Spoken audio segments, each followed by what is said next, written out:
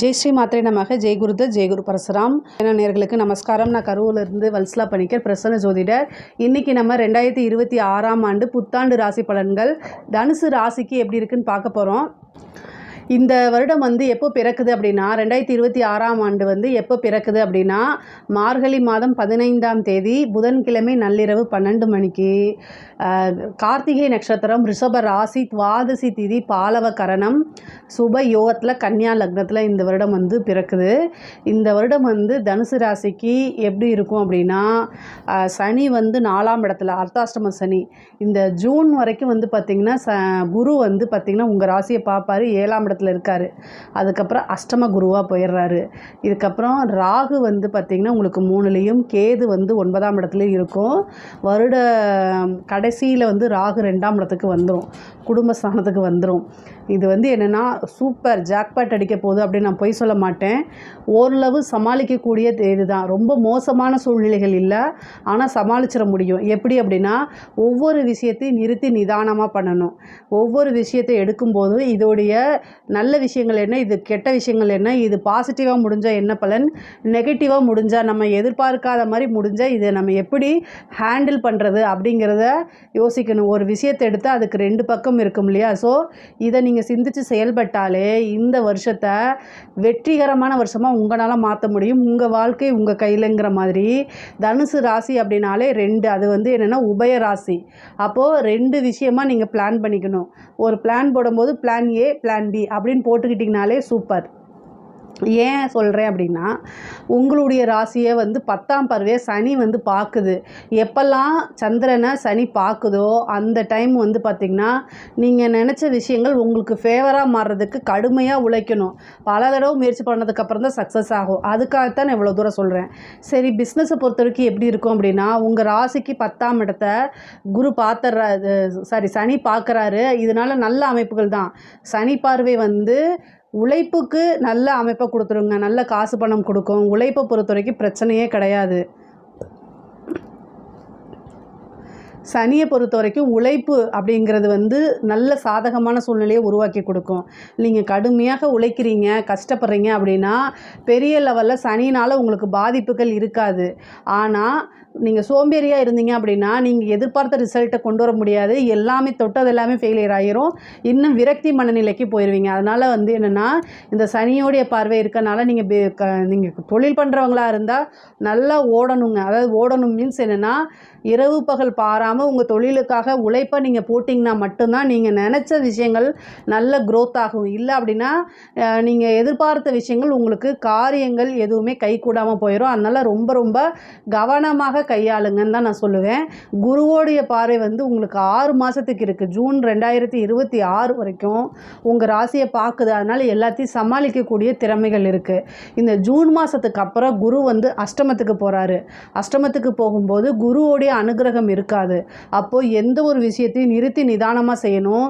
ஒரு முடிவெடுக்கிறதுல உங்களுக்கு குழப்பமான மனநிலை இருக்குது அப்படின்னா ஒரு நல்ல ஜோதிடரை கலந்து ஆலோசிக்கலாம். இல்லை உங்களுடைய வெல்விஷரு உங்களை நீங்கள் பார்த்திங்கன்னா முன்னேறதில் யார் சந்தோஷப்படுறாங்களோ, எந்தவித எதிர்பார்ப்புமே இல்லாமல் சந்தோஷப்படக்கூடிய நபர்கள்கிட்ட போய் நீங்கள் டிஸ்கஸ் பண்ணுங்கள். அது உங்களுக்கு ரொம்ப நல்லது.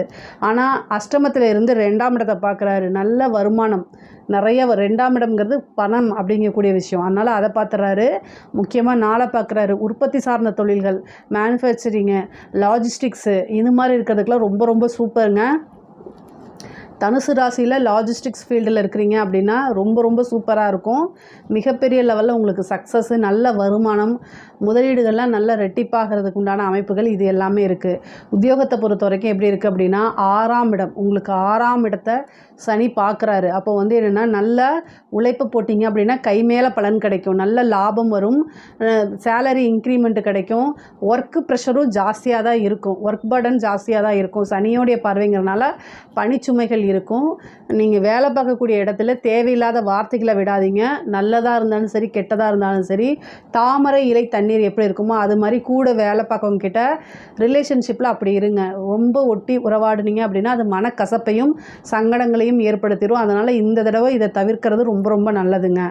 அதே மாதிரி படித்து முடிச்சுட்டு வேலை கிடைக்குமா, எனக்கு வேலையே கிடைக்க மாட்டேங்குதுன்னு கேட்டிங்கன்னா இந்த 2026 கட்டாயம் உங்களுக்கு வேலை கிடைக்கும். நீங்கள் ஏன்னா பதவி ஸ்தானத்தை வந்து பார்த்திங்கன்னா யார் ஆக்குப்பை பண்ணியிருக்கா, சனி பார்த்துரு. உங்களுக்கு 2, 3 குடைவர் சனி, அவர் வந்து 4ஆம் இடம் பதவி ஸ்தானத்தில் போய் உட்காந்துருக்காரு. அப்புறம் குருவோடைய அனுகிரகம் வேறு வந்துடுது. அதனால் கட்டாயம் உங்களுக்குன்னு ஒரு வேலை உறுதியாக கிடைக்கும். 4ஆம் இடத்துல இருந்து 6ஆம் இடத்தை பார்க்குறாரு, சர்வீஸ் அப்படின்னு குறிக்கக்கூடியது. அதனால் கண்டிப்பாக உங்களுக்கு ஒரு நல்ல ஜாப். அதே மாதிரி கம்யூனிகேஷன்ஸ் ஐடி ஃபீல்டில் இருக்கவங்களுக்குலாம் இது சூப்பரான இது, நல்ல க்ரோத் ஆகக்கூடிய அமைப்புகள்லாம் இருக்குது. நீங்கள் கட்டாயம் இதை யூஸ் பண்ணிக்கணும். அதே மாதிரி இந்த ரியல் எஸ்டேட் பிஸ்னஸ் பண்ணுறவங்கள வீடு வாங்குறது விற்கிறது, இது மாதிரி ப்ரோக்கரேஜ் கமிஷன் சார்ந்த ஒர்க்கு, இதெல்லாம் ரொம்ப அற்புதமாக இருக்குது. அவங்களுக்குலாம் இது சூப்பரான டைம். மிகப்பெரிய லெவலில் யோகம் உங்களுக்கு இருக்குது. நீங்கள் நினச்சதை விட நல்ல லாபம் பார்க்கக்கூடிய அமைப்புகளாக தான் இந்த வருடம் வந்து உங்களுக்கு இருக்கும். பொதுவாகவே படிக்கக்கூடிய குழந்தைங்களுக்கு 4ஆம் இடத்துல சனிங்க, கல்வி ஸ்தானத்தில் சனி இருக்கார். தயவு செய்து படிக்கணும். படித்தாதான் உங்களுக்கு வாழ்க்கை.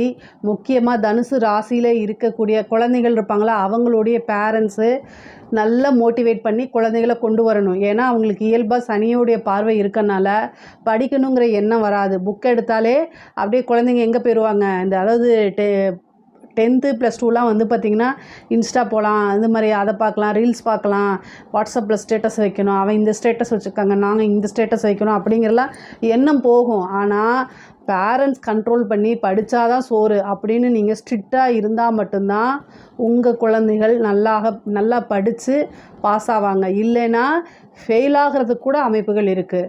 4ஆம் இடம் கல்வி ஸ்தானத்தில் சனி வந்து உட்காந்து மந்த நிலையை ஏற்படுத்தும். ஆர்வம் இல்லாமல் போயிடும். இதெல்லாமே வந்து பார்த்திங்கன்னா நல்ல அனுகூலமான அமைப்புகள் இல்லை. ஸோ ரொம்ப கவனமாக இருங்க. படிக்கக்கூடிய குழந்தைகள் நல்லா படிக்கணும் அப்படின்னா நீங்கள் வந்து அதுக்கு பரிகாரங்கள் பண்ணிக்கோங்க. ஹயகிரீவர் பூஜை பண்ணுங்கள். அதே மாதிரி நல்லா கல்வி தாயத்து வாங்கி போடுங்க. இந்த மாதிரி விஷயங்களை பண்ணுங்கள். அப்போ தான் ரொம்ப நல்லது. இல்லை அப்படின்னா நீங்கள் எதிர்பார்த்த ரிசல்ட்டு கிடைக்காது. உயர்கல்வியில் இருக்கவங்களுக்கும் வந்து பார்த்திங்கன்னா சேம் இதே தான். டிப்ரெஷன் ஆகாதீங்க, ஆங்ஸைட்டி ஆகாதீங்க. ஒரு நல்ல இடத்துல கட்டாயம் பிளேஸ்மெண்ட் கிடச்சிரும்னு உங்களை நீங்களே செல்ஃபாக மோட்டிவேட் பண்ணிட்டு போங்க. ஒரு இன்டர்வியூ அட்டன் பண்ணுங்க, நல்ல இடத்துல பிளேஸ்மெண்ட் கிடச்சிரும். நீங்கள் கவலையப்படாதீங்க. கேம்பஸில் வந்து கிடைக்கலையே நீங்கள் நினைக்காதீங்க, வெளியிலேயும் ட்ரை பண்ணுங்கள். கட்டாயம் உங்களுக்கு ஒரு வேலை கிடச்சிரும். ஏன்னா வேலை உத்தியோக ஸ்தானம் ரொம்ப நல்லா இருக்குது. அதாவது வந்து பார்த்திங்கன்னா சனி வந்து பார்க்குறாரு உத்தியோக ஸ்தானத்தை. அதனால் ஒரு வேலையை வாங்கி கொடுத்துருவார். அதனால் எந்தவித பிரச்சனையும் இல்லை, நீங்கள் கவலையப்பட வேண்டாம். முக்கியமாக வந்து பார்த்திங்கன்னா நீங்கள் ஒவ்வொரு விஷயத்துலையும் வந்து சுறுசுறுப்பாக இருக்கணும். முக்கியமாக சனி பார்க்கும்போது சோம்பேறித்தனத்தை கொடுத்துருவார். தூங்கி எந்திரிக்கவே கஷ்டமாக இருக்கும். அந்த மாதிரி தூங்கிக்கிட்டே இருக்கலாமா அப்படிங்கிற அளவுக்கு இருக்கும். இதெல்லாம் மீறி கடுமையாக வந்து உடல் பயிற்சி செய்யணும். செஞ்சு அல்லது செல்ஃபாக மோட்டிவேட் பண்ணணும். யோகா பண்ணுங்கள். மைண்டை ஃப்ரெஷ்ஷாக வச்சுக்கிறதுக்கு என்னெல்லாம் வழி இருக்கோ அத்தனை வழியுமே பண்ணுங்கள். அது எல்லாமே நல்லது. நல்ல எனர்ஜெட்டிக்காக இருங்க. அதே மாதிரி வந்து மாதத்தில் ஒரு முறையாவது வந்து பார்த்திங்கன்னா அல்லது உங்களால் எப்போ முடியுமோ உங்களுடைய ஜென்ம நட்சத்திரம் வருதில்ல, மூல நட்சத்திரமோ பூராட நட்சத்திரமோ உத்திராட நட்சத்திரமோ, இதில் எந்த நட்சத்திரக்காரர்களாக நீங்கள் இருந்தாலும் ஒருத்தருக்கு சாப்பாடு வாங்கி கொடுங்க. அதாவது வயதானவர்களோ அது பசியாக இருக்கிறாங்கள, ரோட் சைடில் சாப்பாடு வாங்குறதுக்கு வழி இல்லாமல் பசியில் உட்காந்துருப்பாங்களா, அவங்கள மாதிரி ஆட்கள்கிட்ட போய் என்ன சாப்பிட்றீங்கன்னு கேளுங்க. பிரியாணின்னு சொன்னாங்கன்னா பிரியாணி வாங்கி கொடுத்துருங்க. இட்லின்னு சொன்னாங்கன்னா இட்லியை வாங்கி கொடுத்துருங்க. நீங்கள் ஒரு பொட்டலத்தை வாங்கி கொண்டு போய் அவங்களுக்கு திணிக்காதீங்க. அவங்களுடைய விருப்பத்தை கேட்டு இது பண்ணுங்கள். உண்மையாலுமே அவங்க பசியில் இருக்கிறாங்க, அவங்க கேட்குறத வாங்கி சாப்பிட்றதுனால, வாங்கி நீங்கள் கொடுத்து அவங்க சாப்பிட்றதுனால மன மகிழ்ச்சி ஆகும்போது அந்த புணர்ப்பு தோஷங்கிறது அடிபட்டு போயிடும். உங்களுக்கு அப்படியே பாசிட்டிவாக நல்ல யோகமாக இது கட்டாயம் மாறும். அதே மாதிரி தொடர்ந்து சனிக்கிழமை ஆஞ்சநேயர் வழிபாடு கட்டாயம் நீங்கள் பண்ணணும். சனினால் உங்களுக்கு பாதிப்பு இருக்குது அப்படின்னா ஆஞ்சநேயர் பிடிச்சிக்கோங்க. ஆஞ்சநேயர் ஸ்லோகங்கள் பண்ணுங்கள். ஆஞ்சநேயர் வழிபாடை இரவு வந்து பார்த்திங்கன்னா சூரியன் அஸ்தமனம் ஆனதுக்கப்புறம் பண்ணுங்கள். அது ரொம்ப ரொம்ப நல்லது. முக்கியமாக வந்து பார்த்திங்கன்னா இந்த செவ்வாயும் சனியும் கிரகச்சேர்க்கை மே மாத கடைசியிலேருந்து ஏப்ரல் மே இந்த டைமில் இருக்குது. அதுவும் 4ஆம் இடத்துல இருக்குது. அதனால் வந்து பார்த்துக்குங்க. 4ஆம் இடத்துலேருந்து 10ஆம் இடத்தை பார்க்குது. வண்டி வாகனங்களில் போகும்போது கவனமாக போகணும். இல்லைன்னு வச்சுக்கோங்களேன், 10ஆம் இடம்ங்கிறது கருமம். ஸோ அதனால் அதை பார்த்துக்குங்க. உங்களால், அதாவது கர்மம்னா நீங்கள் இறந்துட்டு போவீங்கன்னு நான் சொல்ல வரல. உங்களால் மற்றவங்களுக்கு ஆபத்துகள் இருக்குது, அதனால் கவனமாக இருங்கன்னு சொல்கிறேன். அதாவது 4ஆம் இடத்துல வந்து பார்த்தீங்க, உங்களோட பர்த் ஹாரோஸ்கோப்பில் வந்து சனி செவ்வாயும் சேர்ந்துருக்கு அப்படின்னா, இப்போ கோச்சாரத்தில் சனி செவ்வாய் சேரும்போது ரொம்ப சூதானமாக இருக்கணும், ரொம்ப ஜாக்கிரதையாக ஒவ்வொரு விஷயத்தையும் பண்ணணும். இல்லைன்னு வச்சுக்கோங்க, என்ன ஆகும் தெரியுங்களா? செவ்வாய் வந்து பார்த்திங்கன்னா ஸ்பீடாக போகக்கூடியது, சனி வந்து விபத்துகளை ஏற்படுத்தக்கூடியவர். அப்போ வந்து என்னென்னா, நிதானம் இல்லாமையோ அல்லது வேறு நீங்கள் கரெக்டாக போனால் கூட ஒரு நாய் குறுக்க வரும், அதனால் விபத்துகள், இந்த மாதிரி விஷயங்கள் இருக்கும். அதனால் போகும்போது ஹெல்மெட் போடணும், ரொம்ப ஸ்லோவாக நிதானமாக ஓட்டணும். மைண்டு சரியில்லை, பிரச்சனையாக இருக்குது அப்படின்னு சொல்லிட்டு நம்ம வெளியில் போகலாமே அப்படின்னு சொல்லிட்டு நீங்கள் போகிறீங்க அப்படின்னா கூட மைண்டு சரியிருந்தால் மட்டும்தான் நீங்கள் வண்டி ஓட்டணும். இல்லைன்னா ஒரு ஆக்டிங் டிரைவரை போட்டு போங்க.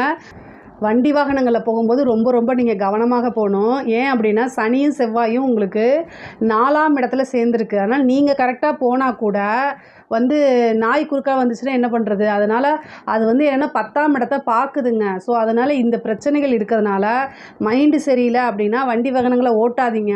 இல்லை நீங்கள் உத்தியோக விஷயமாவோ அல்லது வந்து பிஸ்னஸ் விஷயமாவோ வெளியூர் போகிறீங்க, அர்ஜெண்ட்டாக போயாகணும் அப்படின்னா ஒரு ஆக்டிங் டிரைவரை போட்டு போங்க.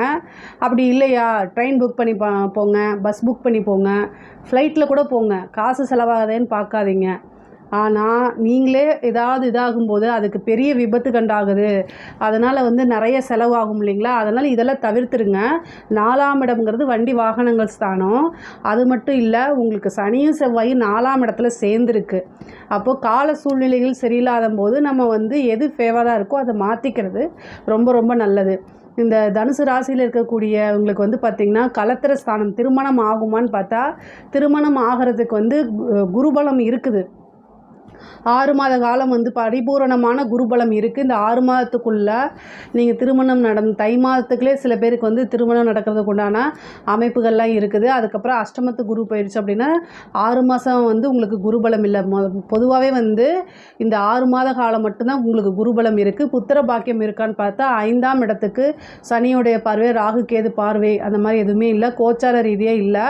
உங்களுக்கு சுய ஜாதகத்தில் திருமண பாக்கியம், புத்திர பாக்கியம்லாம் இருந்துச்சு, அவங்களுடைய திசாவோ அல்லது புத்தியோ போகுது அப்படின்னா, குரு அவங்களோட எந்த கிரகமோ 5 குடையவருடைய கிரகமோ அதை வந்து குரு பார்வையிடும் போது உங்களுக்கு அந்த அமைப்புகள் ஆட்டோமேட்டிக்காகவே வந்துடும். நீங்கள் கவலைப்பட வேண்டாங்க. பொதுவாகவே பெண்களுக்கு வந்து ஆடை ஆபரண சேர்க்கை இருக்குது, நிறைய புது விஷயங்களை செஞ்சு சக்ஸஸ் பண்ணக்கூடிய விஷயங்கள் இருக்குது. முக்கியமாக மூலம் பூராட நட்சத்திரக்காரங்களாம் வந்து எவ்வளோ பெரிய விஷயங்களாலும் சரிங்க, நிறைய போராட்டத்துக்கு அப்புறம் நீங்கள் ஒரு பெரிய சாதனையாளராகவே ஆயிடுவீங்க. அதனால் கவலைப்படாமல் உங்களுடைய கெரியர்லேயும் உங்களுடைய பிஸ்னஸ்லேயும் வந்து நீங்கள் கவனத்தை செலுத்துனீங்க அப்படின்னா மிகப்பெரிய லெவலில் உங்களுக்கு வெற்றி அப்படிங்கிறது உறுதியானதுங்க.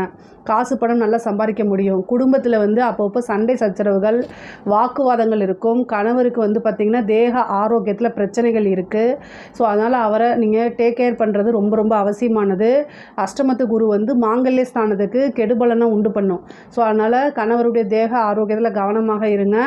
நிறைய பேருக்கு வந்து அஷ்டமத்து குரு வந்து 2ஆம் இடம் காசு பணம் வரும் அப்படின்னு நினைப்பீங்க. மாங்கல்ய ஸ்தானமாக இருக்கனால அதில் ரொம்ப ரொம்ப கவனம் செலுத்துறது நல்லது.